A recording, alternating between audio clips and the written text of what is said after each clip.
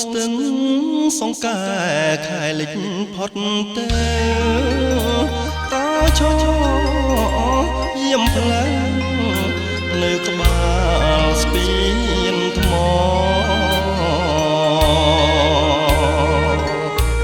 ស្រមោលធម្មជាតិខំរំលឹកពសរត់ភ្លើងចអងរួនរាត្រីផ្ទះដុំបលស្បៅនៅត្រើយខាងកើតជាភូមិកំណើតឋានស្នេហ៍កវៃតាមផ្លូវមានគេលក់នំចំណីឥឡូវរឿងថ្មីឲ្យយើងភ្លេចអស់អូនកុំជេរស្ទឹងបើខឹងនឹងបងទុកក្រន់ដើរឆ្លងនឹករឿងស្រណោះ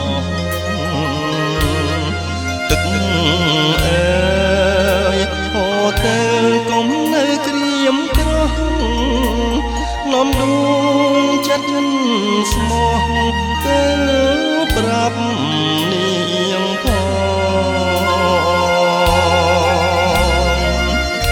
អោស្ទឹង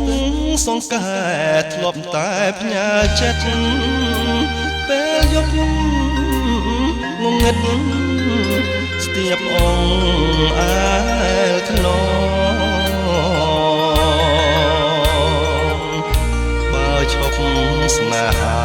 សុំខ្លួនជាបងបានជួប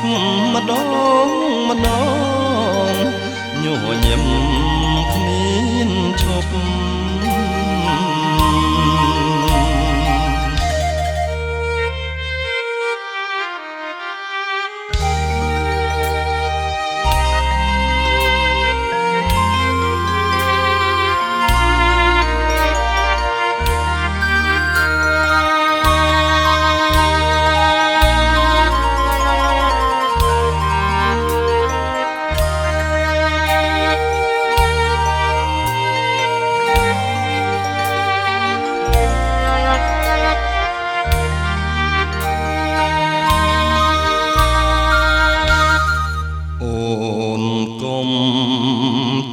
ស្ទឹងបើខឹងនឹងបងទុកក្រន់ដើរឆ្លងនឹករឿងស្រណោះទឹកអើយហូរទៅកុំនៅក្រៀមក្រោះនាំដួងចិត្តស្មោះទៅប្រាប់នាងផង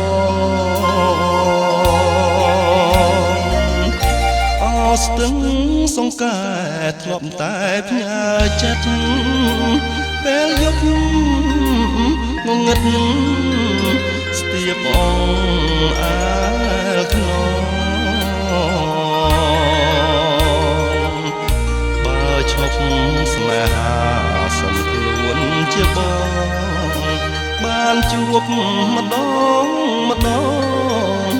ញញឹម